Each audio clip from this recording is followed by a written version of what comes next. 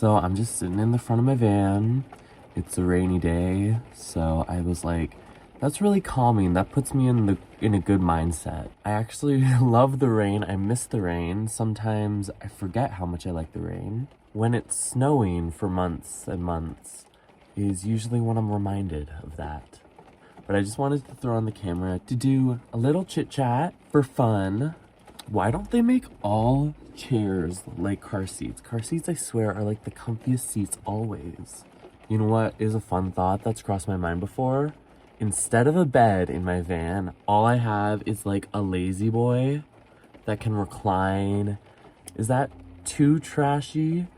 That I have like a little swivel recliner chair where my bed is, and then I can just like recline that, open the doors, lounge. I can literally turn it, and then my legs can like stick out the back doors. And I know those chairs are really expensive, so maybe one day. I do want to get a bunch of vans in my time, and I think that would be really cool. I would love to get one every few years and work on it and build it into a little home. Another thought I had with this like mobile little compact space that's kind of like a fort home. That's kind of what I think of van life as sometimes. What if I just parked it near a hill and then I covered it in dirt and then like grass and plants and stuff, and then make the van part of the hill, and then over a little bit of time it would just be part of the earth, but then it would have that front door and the front windows and it would look so cute. I dream of that being on my property somewhere, and just like a little getaway, little hobbit hole somewhere in the woods. Has that been done already? I don't know, but it's where my mind goes when I think of comfort, coziness. I would love to know if anyone else that watches my videos lives in a van.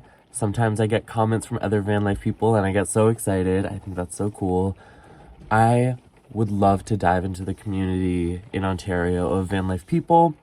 It has been on my radar for sure for the past year. I follow all the right Instagrams and I see when the meetups are happening, and I'm like, oh, I know where that is. But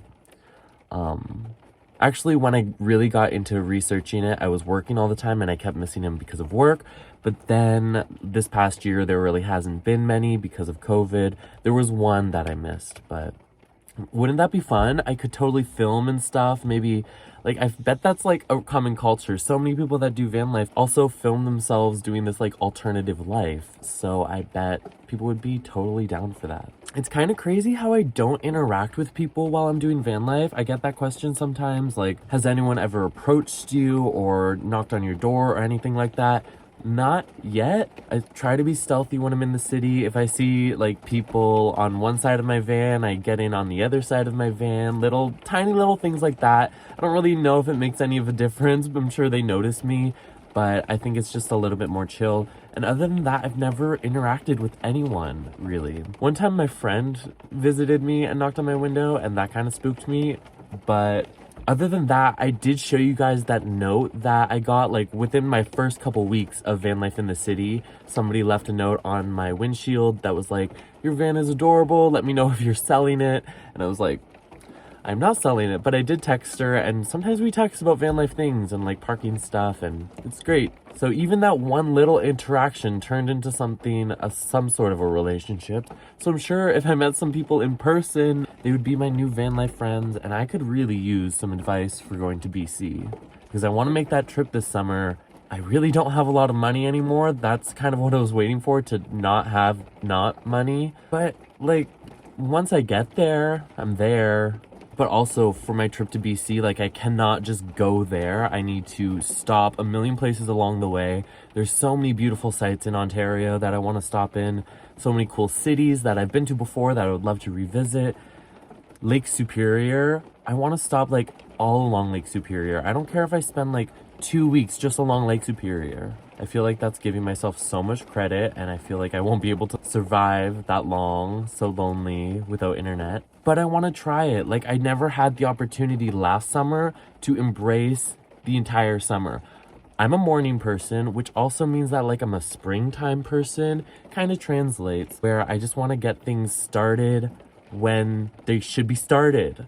I want to be able to start when we're starting and decide from there what happens with my day and my summer and my life. That was a weird tangent. I don't know if it made any sense. This is just rainy day musings. I'm looking at my kilometers right now, and I have 246,488.4.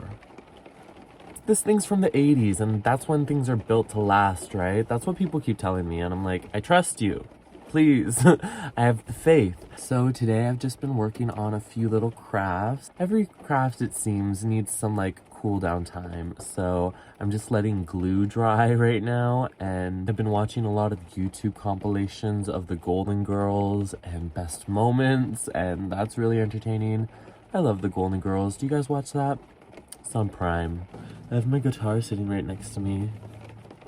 I wish I could play something impressive.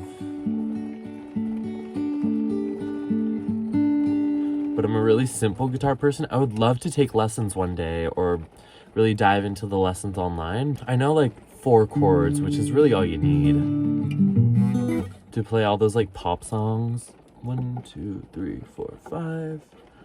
Okay, also, I can't remember anything with chords. I always use the same app whenever I play guitar. Let me know in the comments if anyone else plays musical instrument. I use Ultimate Guitar app, and I just got it like this year.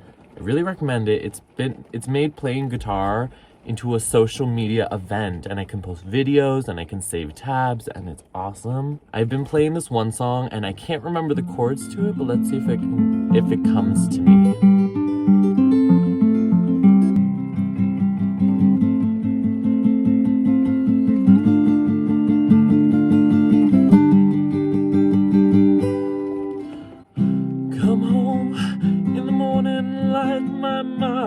Says when you're gonna start living life right. That's not how you play that song. My ears hurt. My voice hurts. That was dumb. I'm gonna put this away.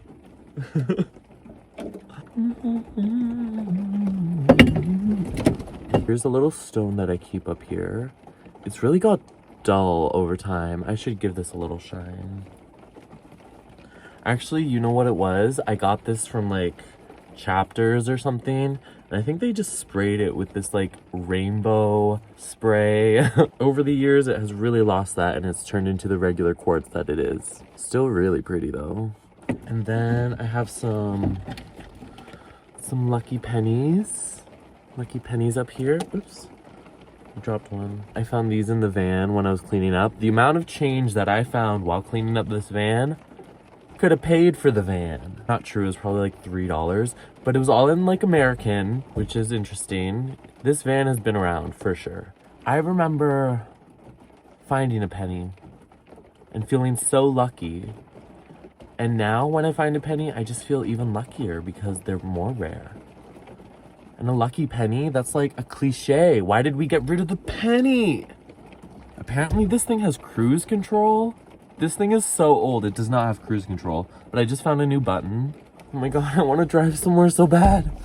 Okay, I will soon. My SIM card should be here on Monday. I feel like I'm always just waiting for something, talking about me buying the van. Since you guys are here, I'll tell you a little bit of the work that went into getting it safetied and ready to be on the road. That was the largest risk for me. I was shopping on Kijiji and trying to find someone that had like a really decent like description of their vehicle, the history, pictures. Like I was looking for quality, and then I found this one and it had the raised roof, which really appealed to me.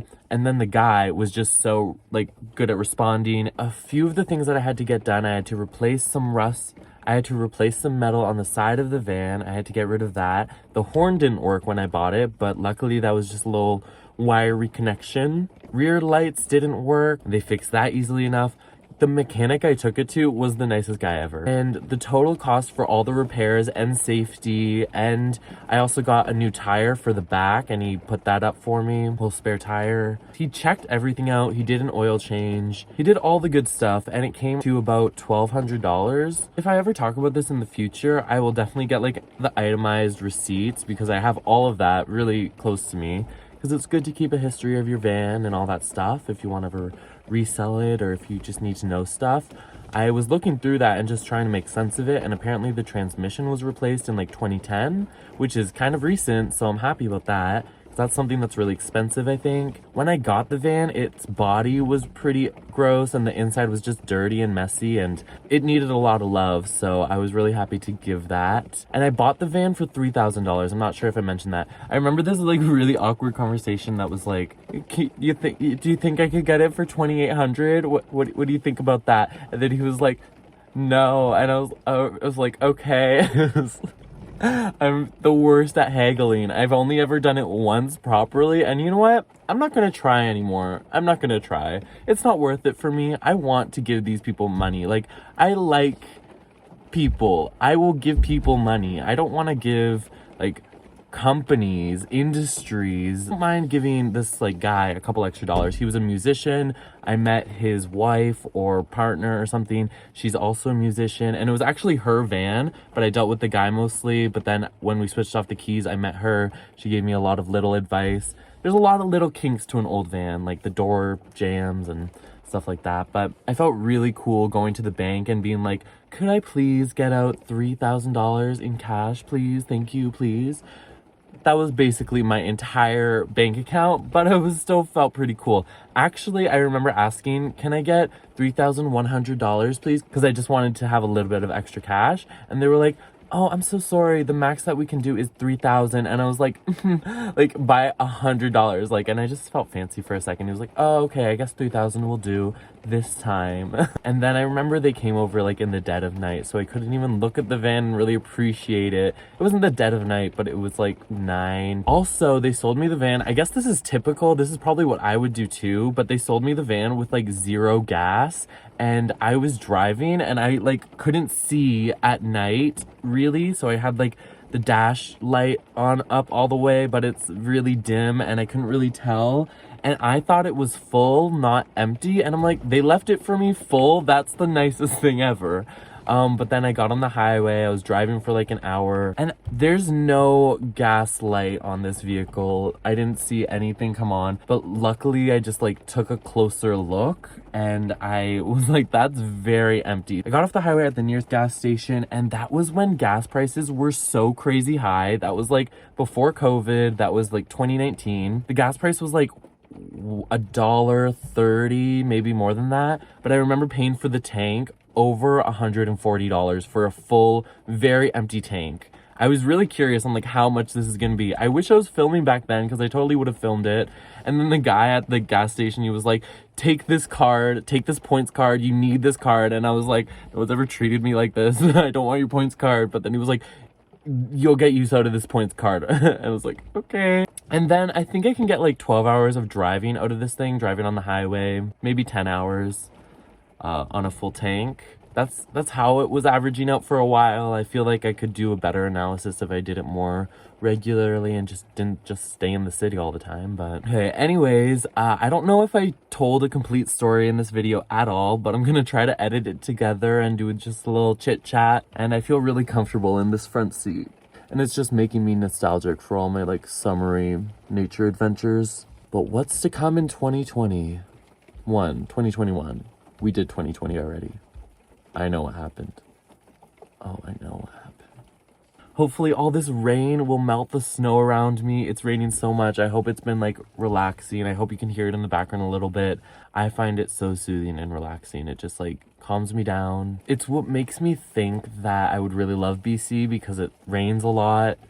And I feel like this is probably the weather, very gray and foggy, but then they have an ocean too. I don't know. I've been also rewatching some old van life videos recently of people just giving tours in their van. They're always in Squamish. They're always in Tofino. Let me check it out. Take you on the island? Not sure. Whole new world over there, I think. I feel like at first I'm going to be so into it, and I wonder how soon that like astonishment, sublime feeling will fade, or if it will at all. I want to see mountains. But when I see mountains, will I be like, I want to see the Northern Lights, which is actually, yeah, that's the plan. If I get to BC, I'm so close to the Yukon. Wait for those videos. Wait, just wait. Okay, I'm done. Thanks for watching, and I'll see you guys on the next one.